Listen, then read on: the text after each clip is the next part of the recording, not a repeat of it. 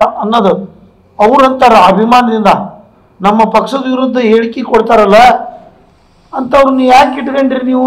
ನಿಮ್ಮ ಮೇಲೆ ನಿಮ್ಮ ಹೈಕಮಾಂಡ್ ಏನು ಮಾಡ್ತತಿ? ನೀವೇನು ಮಾಡಕತ್ತೀರಿ? ಹೈಕಮಾಂಡ್ಗೆ ಏನು ಹೇಳಕತ್ತೀರಿ ಅಂತ ಹೇಳ್ತಾರೆ. ಅದಕ್ಕೆ ಬೇಸತ್ತಿ ಇರ್ಬಣ್ಣ ಇವತ್ತು ಯಾವ ಜುಟ್ಟು ಇಲ್ಲ ಪಟ್ಟು ಇಲ್ಲ. ಅವ್ರ ಹತ್ರ ಜುಟ್ಟಿದ್ರೆ ಬಹಿರಂಗಗೊಳಿಸ್ಲಿ, ಲೆಕ್ಕ ಹಾಕಿ ಅಂಕಿ ಸಮೇತ ರಾಜ್ಯ ಸಮೇತ ಎಲ್ಲ ಇವನ್ನೆಲ್ಲ ಮಾತನಾಡ್ತಕ್ಕಂಥದ್ದು ಅವರು ಅವ್ರ ಘನತೆ ತಕ್ಕದ್ದಲ್ಲ. ಅವರು ಅಸೆಂಬ್ಲಿ ಒಳಗೆ ಇದ್ರು, ಅವರೇ ಅಧಿವೇಶನದಾಗಿದ್ರು, ಅವರು ಕೂಡ ಹಗರಣನ್ನ ಬೆಳಕಿ ತರಬಹುದಾಗಿತ್ತಲ್ಲ.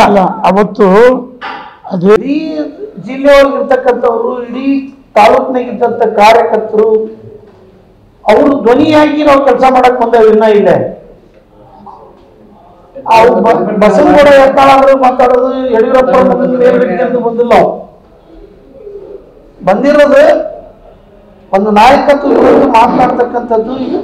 ರಾಷ್ಟ್ರೀಯ ಪಕ್ಷವಾಗಿರ್ತಕ್ಕಂಥ ಬಿಜೆಪಿ ವಿರುದ್ಧ ಇಂಥ ಹೇಳಿಕೆ ಕೊಡೋದನ್ನ ಬಿಡದೇ ಇದ್ರೆ ಶಿಸ್ತು ಕ್ರಮ ತಗೊಳ್ಳಿಕ್ಕೆ ಅನಿವಾರ್ಯನೂ ಇತಿ ಪಾರ್ಟಿಗೆ ತಗೊಂತಾರ.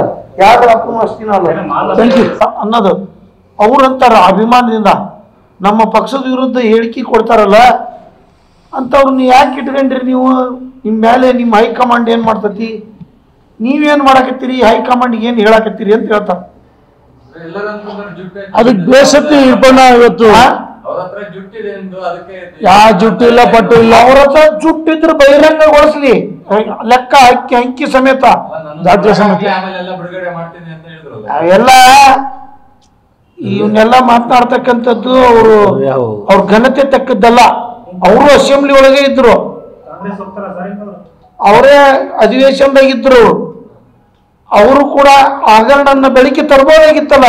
ಅವತ್ತು ಅದೇ ಇಡೀ ಜಿಲ್ಲೆಯೊಳಗಿರ್ತಕ್ಕಂಥವ್ರು, ಇಡೀ ತಾಲೂಕಿನಾಗಿದ್ದಂಥ ಕಾರ್ಯಕರ್ತರು ಅವರು ಧ್ವನಿಯಾಗಿ ನಾವು ಕೆಲಸ ಮಾಡಕ್ ಬಂದೇವೆ. ಇನ್ನ ಇದೆ ಬಸವನಗೌಡ ಯತ್ನಾಳ್ ಮಾತಾಡೋದು ಯಡಿಯೂರಪ್ಪ ಮೇಲ್ಗಡೆ ಬಂದಿಲ್ಲ. ಬಂದಿರೋದು ಒಂದು ನಾಯಕತ್ವ ವಿರುದ್ಧ ಮಾತನಾಡ್ತಕ್ಕಂಥದ್ದು.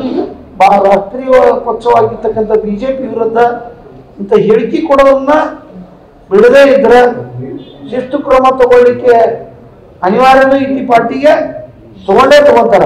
ಯಾರು ಅಪ್ಪನು ಅಷ್ಟಿನ